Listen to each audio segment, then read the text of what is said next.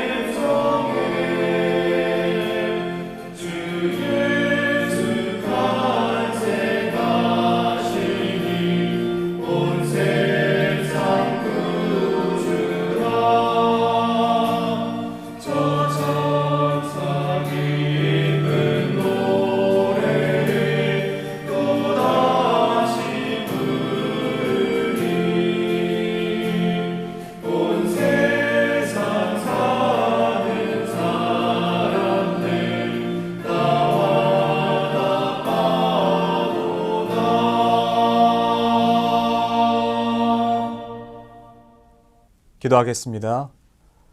하나님 아버지 감사합니다. 오늘 하루를 우리에게 시작하게 하시고 그 어떤 것보다 주님의 보좌로 나아와 예수 그리스도의 이름을 부르며 영광 돌리며 예배로 하루의 문을 열게 해주셔서 감사합니다. 하나님, 이때 우리가 어떤 것을 붙잡아야 되는지 기억하게 하여 주시옵소서. 코로나로 인하여 어려움 당하고 있는 이때에 우리가 과연 무엇을 붙잡고 무엇을 믿고 어떠한 길로 걸어가야 하는지를 우리가 가슴 깊이 생각하게 하시고 그 어떤 것보다 먼저 산 소망이신 예수 그리스도를 붙잡을 수 있는 믿음을 허락하여 주시옵소서. 하나님, 이때에 우리가 더 예수님과 친밀해지는 시간이 되기를 원합니다. 모이는 예배가 아니라 각 가정에서 흩어져서 예배를 드리지만 우리의 어떠한 모습도 제한할 수 없음을 고백합니다.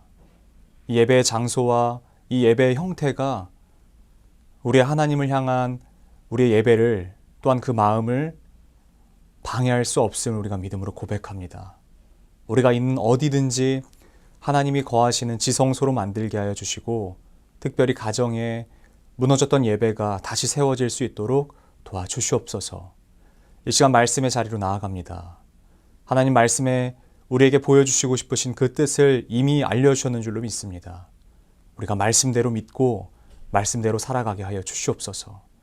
함께 하시고 역사하실 주님을 믿고 감사드리며 살아계신 우리 주 예수 그리스도 이름으로 기도드립니다. 아멘.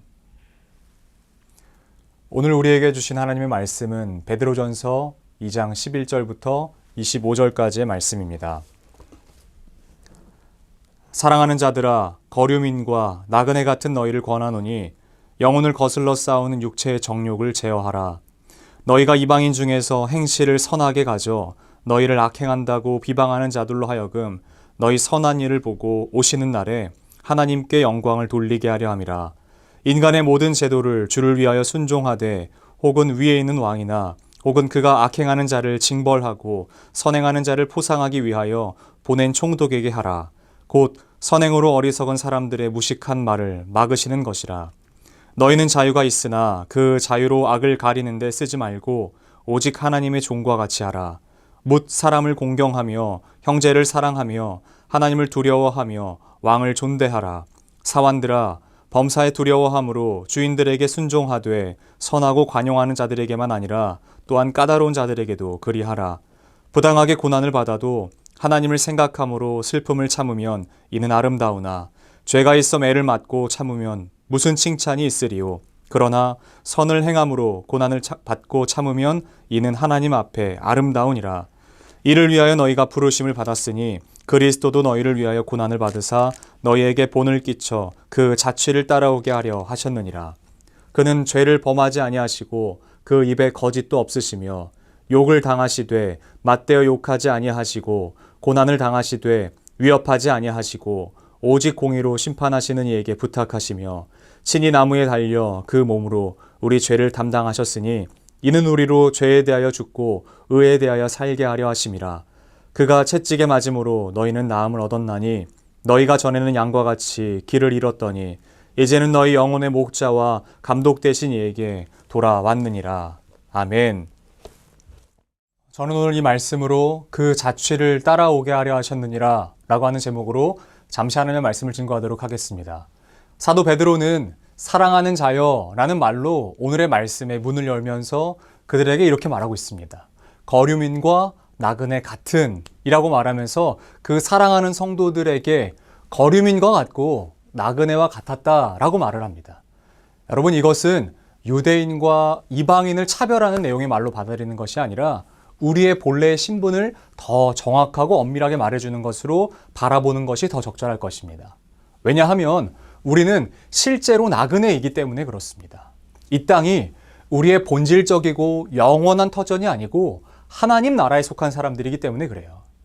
제가 굉장히 좋아하는 시 중에 한 시가 있습니다. 잠시 소개를 해드리자면 천상병 시인의 귀천이라는 시입니다. 많은 분들이 알고 계시고 어떤 분들은 외우고 계신 분들도 계시더라고요.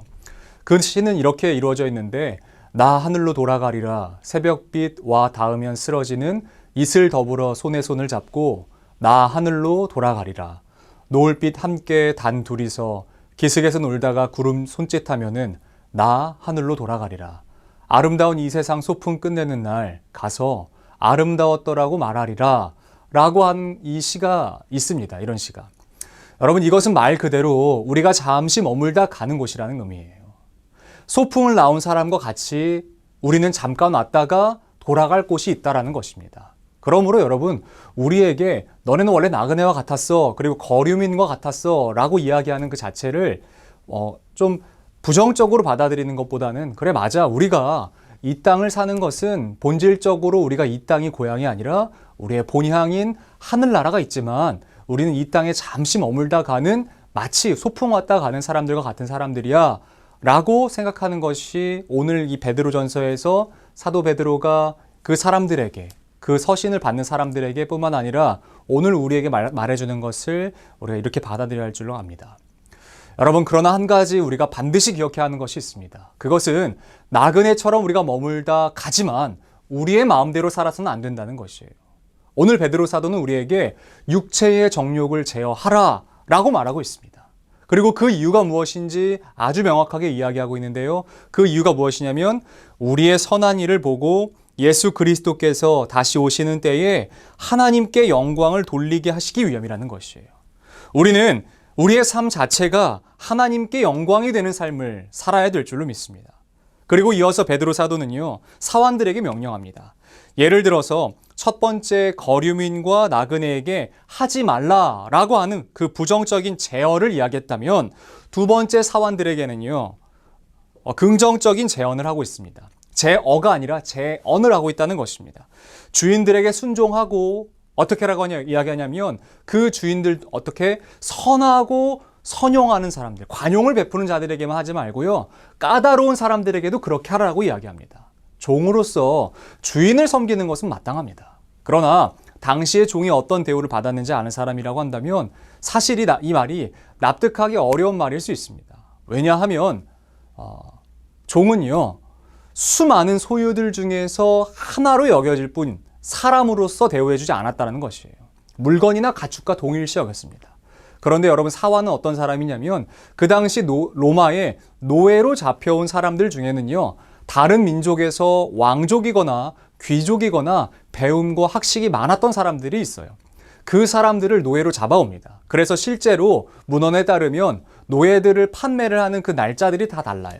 어떤 요일에는 정말 집안에서 일을 하는 그 가정 사람들, 그리고 어떤 사람들은 육체 노동자들, 또 어떤 사람들 중에서 무슨 사람이 있냐면 집 안에서 우리 아이들을 가르쳐주는 마치 가정교사와 같은 그런 사람들도 있었다라고 하는 것입니다. 그래서 동시에 이것은 무슨 말을 갖고 있냐면 가정에서 일을 맡은 사람들, 충분한 지적으로 충분히 자랑할 만한 것들이 있었던 사람들이었습니다. 그러니까 그 사람들을 포함해서 이야기하는 것이 바로 사환이라는 것이에요. 여러분, 사환이 주인을 어떻게 대해야 되는지에 대해서 오늘 말씀을 이야기합니다. 두려워함으로 주인들에게 순종하라 라고 이야기합니다. 사실 이렇게 말하지 않아도 이미 주인들에게 두려움을 가지고 있는 그들이에요. 그럼에도 또 한 번 이 이야기를 하는 이유가 있습니다. 이것은 예수 그리스도를 생각하게 하는 말이라는 것이에요. 단순히 주인을 두려워하고자 하게 하는 것이 의도가 있는 것이 아니라 그로 말미암아 예수 그리스도께서 어떻게 그 상황을 견뎌내셨는지를 말하고자 함이라는 것입니다.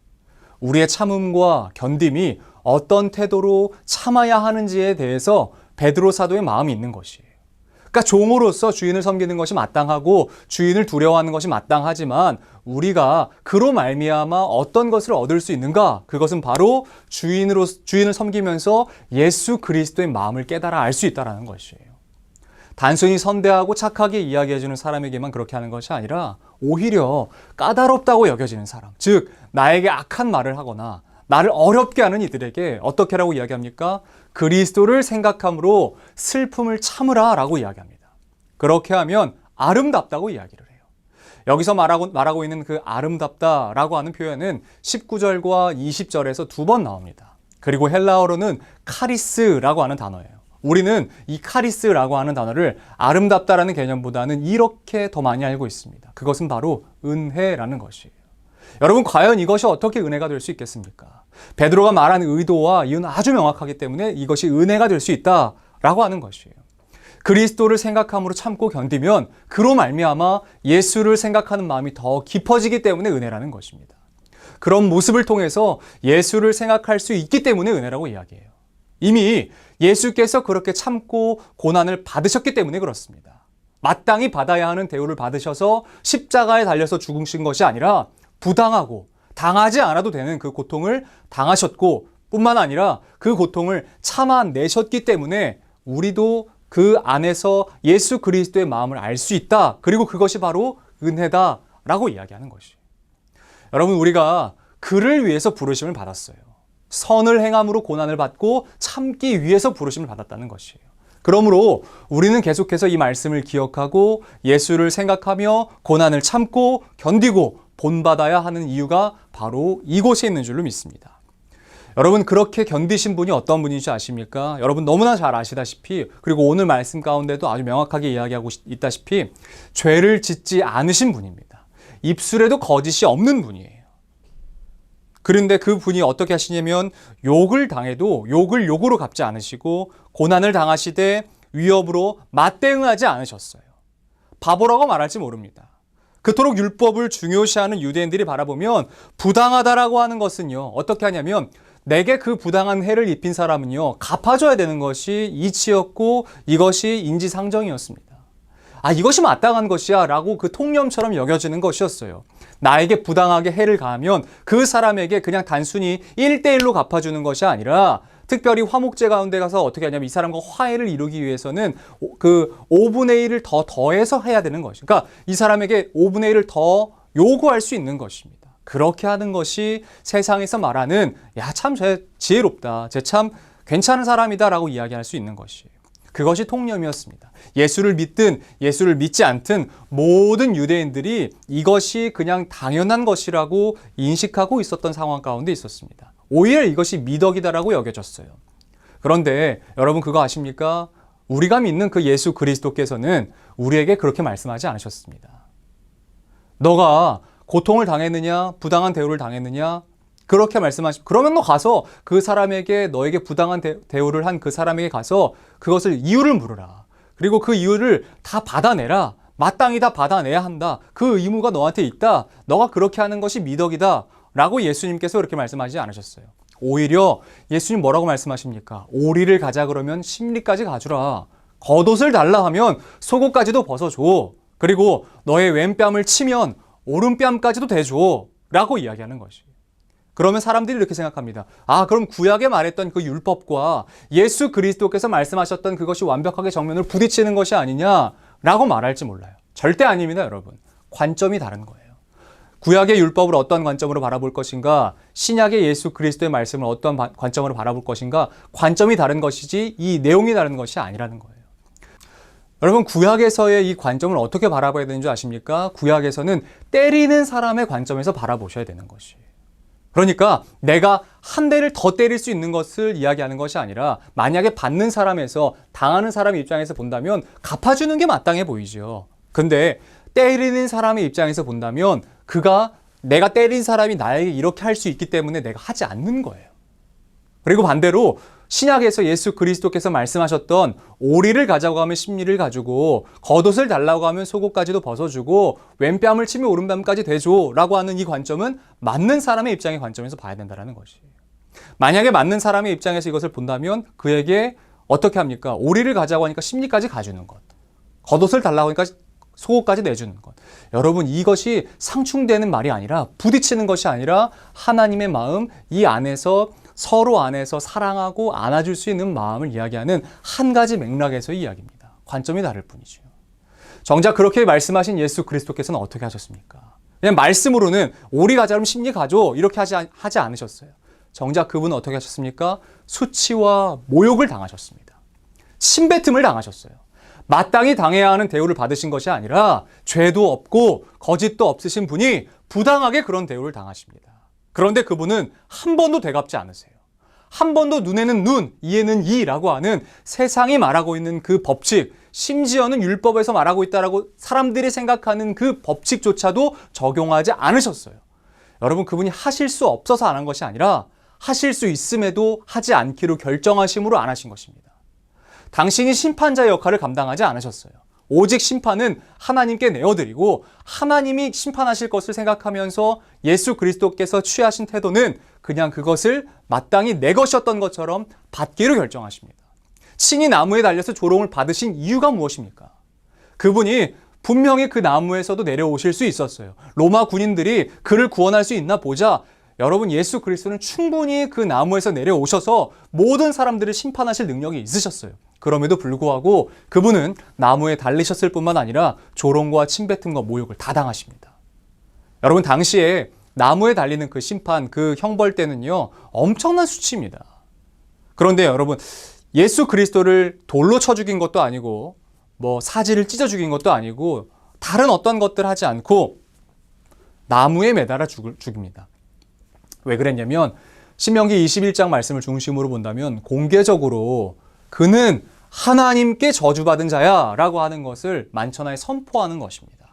나무에 달린 자마다 하나님께 저주받은 자요 라고 하는 그 신명기 21장 말씀을 기준으로 유대인들이 그 사람에게 지을 수 있는 가장 수치스러운 죄를 지어준 것이 바로 십자가 형벌대에서 예수 그리스도를 달려 죽이게 하신 거예요. 여러분, 그런데 왜 그분이 이런 수모와 수치를 우리 주 예수 그리스도께서 겪으셔야만 했습니까? 이사야 말씀을 여러분 기억하시죠? 여러분, 이 말씀이 오늘 말씀 가운데에서도 베드로전서 말씀 가운데에서도 베드로가 인용해서 이야기합니다. 그래야 우리가 나음을 얻기 때문에 그래요. 그분이 모든 고난에 참고 당하심으로 말미암아 우리에게 하나님과의 관계가 회복되는 나음이 입혀지기 때문에 그래요. 그가 채찍에 맞음으로 우리가 굉장히 역설적이지만 채찍에 맞을수록 우리가 나음을 얻습니다.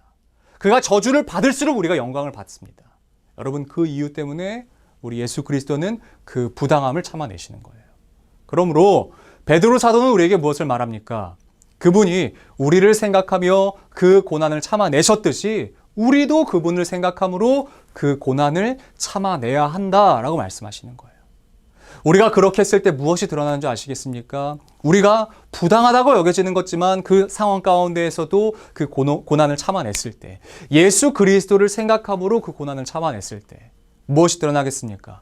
우리의 삶 속에서 예수 그리스도가 수면 위로 드러나는 것입니다. 한때 가장 좋아했던 CCM 가사 중에 이런 가사가 있습니다. 승리가 무엇인 줄 아는가? 하고 싶은 말, 그 많고 많은 말 허옇게 억누르고 오직 주께서만 말씀하게 하시는 것, 바로 승리라네.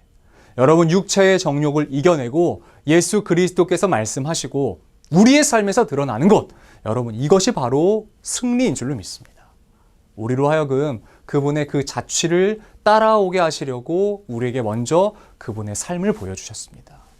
여러분, 오늘 하루 삶을 살아내실 때에 여러 유혹이 있을지 모르겠습니다. 나를 드러내고 싶고, 나를 보여주고 싶고, 내가 어떠한 사람인지를 계속해서 드러내고 싶은 상황과 유혹이 계속해서 찾아올지 모릅니다. 여러분, 그때의 말씀을 기억하십시오. 우리 주 예수 그리스도께서 부당한 그 모든 질고를 지고 십자가 위에 달리셨다. 그 이유는 오직 그 수치로 내게 영광을 주시기 위해서였다. 여러분, 그러므로 우리도 때로는 이렇게 어려운 일이 우리의 삶에 찾아올 때에 예수 그리스도를 생각함으로 그 고난을 참아보시면 어떨까 싶습니다. 오늘 하루의 삶에서 그것을 한번 시도해 보시면 어떨까 싶어요. 오늘 하루의 삶에서 여러분들에게 부당하다고 여겨지는 어떤 고통과 고난과 실제적인 어려움을 가한다고 할지라도 우리가 예수 그리스도를 생각함으로 참아내는 것이. 그렇게 했을 때 아마 그들이 그러겠죠. 예수를 모르는 사람들도 그러겠죠. 아니요, 예수를 믿지만 그것에 대해서 보지 못했던 사람들이 이렇게 말할지도 모릅니다. 저 사람 참 예수 그리스도인다워. 저 사람 참 그리스도인다운 삶을 살아. 저 사람을 보면 예수 그리스도의 얼굴을 보는 것과 같아. 여러분, 이 고백이 여러분들을 보시면서 세상의 모든 사람들이 고백하는 고백이 되었으면 좋겠습니다. 오늘 하루 한 번 더 도전합시다. 예수 그리스도를 더 깊이 닮아가기로. 그분이 우리의 삶에서 승리하시도록 기도하겠습니다. 하나님 아버지, 감사합니다. 우리를 예수 그리스도께서 부르셔서 우리에게 하나님의 사랑을 알게 하신 이유는 우리로 하여금 본이 되게 하시기 위해서였는 것을 우리가 압니다. 우리를 먼저 부르셨고 세상에서 예수 그리스도를 모르는 사람들에게 예수 그리스도의 모습을 보여주게 하시기 위해서 우리를 먼저 불러주셨는 것을 기억합니다. 하나님, 우리가 우리의 삶을 돌아보면 내 육체와 내 정욕대로 그리고 내 혈기대로 사람들을 상대했던 적이 얼마나 많은지 회개합니다. 이제는 하나님, 내 삶에서 나라고 하는 사람이 드러나는 것보다 내 삶을 보면 곳곳마다 덕지덕지 예수 그리스도라고 하는 그 표가 붙어 있었으면 좋겠습니다.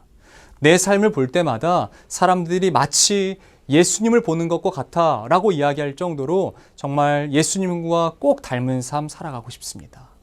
그러기 위해서는 오늘 하루 더 예수 그리스도를 생각함으로 고난에 참여하고 모든 것들을 참아낼 수 있도록 도와주시옵소서.